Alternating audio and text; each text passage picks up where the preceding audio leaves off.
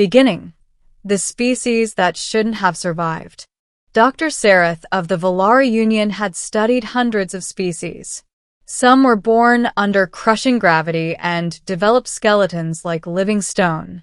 Others evolved in radiation storms, their cells repairing themselves faster than decay could set in. There were beings who could regenerate limbs, survive vacuum, or communicate through electromagnetic fields alone. By comparison, humans were unimpressive. That was Sarath's first conclusion when the Volari Science Council assigned her to the Human Volari Medical Exchange Program. Humans were fragile bipeds with soft skin, limited senses, inefficient respiration, and an alarming tendency to break under physical stress. Their planet was unstable, their star temperamental, their history violent and chaotic. Statistically, humanity should not have made it past its own adolescence. Yet here they were, spacefaring, curious, and stubbornly alive. Sarath arrived aboard the Volari research vessel Kethra, which settled into orbit above Earth's largest multinational medical complex. The exchange program was meant to foster cooperation, but privately, Sarath suspected it was a courtesy extended to a species that would eventually fade. She descended to the surface with clinical detachment, her slender form encased in a biosuit designed for Earth's atmosphere. Her 4 eyes adjusted rapidly, cataloging inefficiencies everywhere, crowded corridors, outdated equipment, emotional expressions interfering with logic. This, she thought, is weakness disguised as ambition. Her assigned counterpart was Dr. Daniel Reyes, a human trauma surgeon with streaks of gray in his hair and exhaustion etched permanently into his face. He greeted her with a tired smile and an outstretched hand. "Welcome to Earth, Dr. Sarath," he said. "We're honored to have you." Sarath hesitated before accepting the gesture, her translator humming softly. "Your species displays excessive social rituals," she replied, "but the exchange of knowledge may prove tolerable." Daniel chuckled, clearly amused. "We'll do our best not to disappoint." Sarath doubted that would be difficult. Middle, fragile bodies, unyielding minds. The first weeks only reinforced her assumptions. Human patients flooded the medical wing daily, injuries from accidents, conflict, environmental hazards. Broken bones, ruptured organs, neural trauma. Their bodies failed in ways Volari physiology simply did not. Sarath observed silently as Daniel and his team worked with relentless urgency. They improvised when equipment failed. They adapted when plans collapsed. They argued, shouted, laughed, and cried, often within the same hour. It was inefficient, and yet defective. Sarath began running comparative analyses. Humans survived injuries that should have ended them. Their pain tolerance was inconsistent but often extraordinary. More puzzling was their psychological resilience. They should have broken. Instead, they endured. One afternoon, a young human patient, barely an adult, was brought in after a construction collapse. Multiple fractures. Internal bleeding. Prognosis grim. Sarath watched as Daniel stabilized the patient, hands steady despite the odds. "Why attempt this?" she asked bluntly. "Statistical survival probability is below 10%. Daniel didn't look up. "Because 10% isn't zero." Hours later, the patient lived. Sarath reviewed the data 3 times, unsettled by the outcome. Humans did not give up when logic suggested they should. That was not strength in the traditional sense, but it was something else. The crisis that changed everything. The revelation came during a disaster no one anticipated. A solar storm, far more intense than predicted, slammed into Earth's magnetosphere, knocking out satellites, power grids, and communication networks. Hospitals switched to emergency systems as chaos rippled across continents. The medical complex where Sarath worked was overwhelmed within hours. Patients poured in faster, then they could be treated. Systems failed. Backup generators faltered. Sareth watched human doctors push themselves past exhaustion, fueled by something she couldn't quantify. "Your personnel require rest," she told Daniel as he sutured a patient with shaking hands.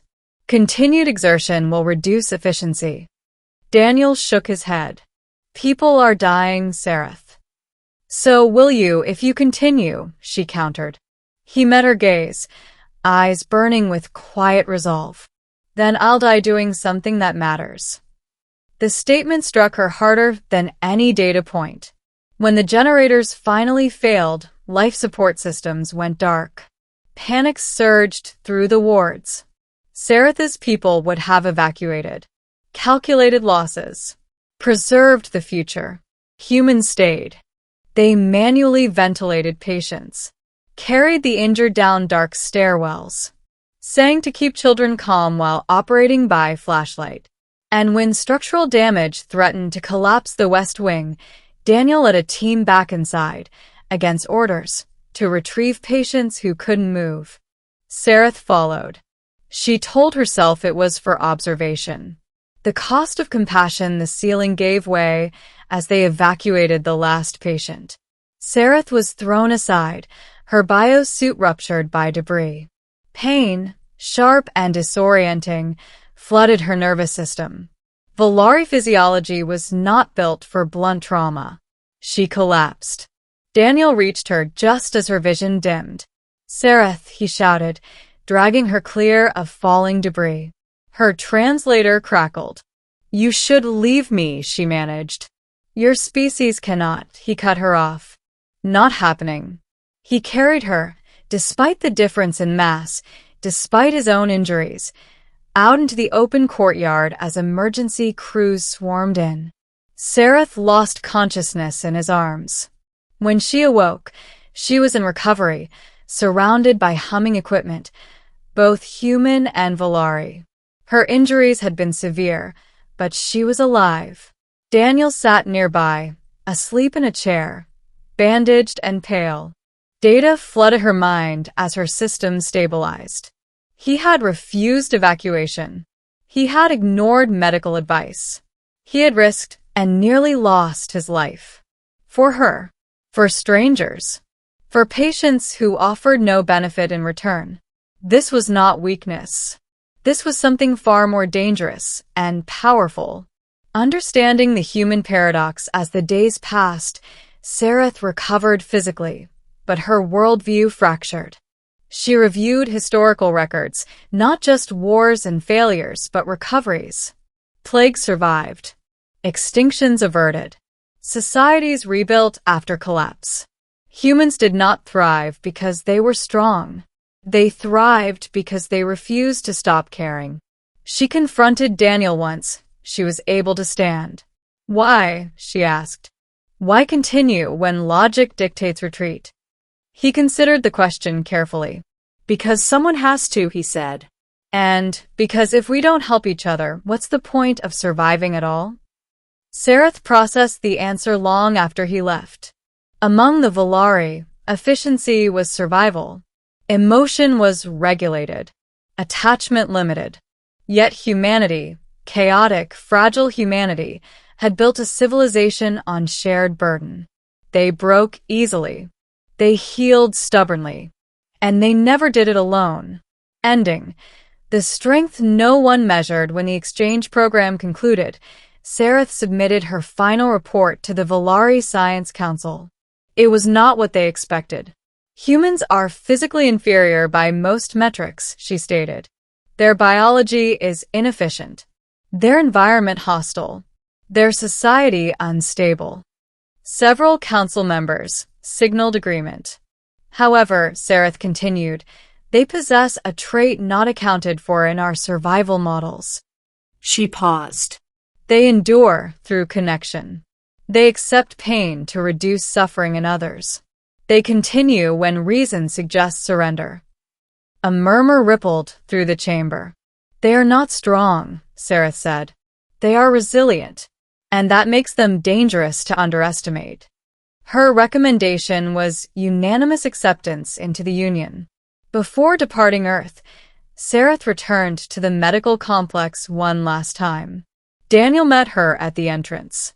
Going home, he asked. Yes, she replied, but changed. She hesitated, then added, Your species is not weak, Dr. Reyes. You simply measure strength differently. Daniel smiled faintly. We've had a lot of practice. As her ship lifted into the sky, Sareth looked down at the fragile blue world. It should not have survived. Yet it had. And she knew now why. Because humans, for all their weakness, had learned the most powerful truth in the universe, that survival was not about standing alone, but about choosing, again and again, to stand together.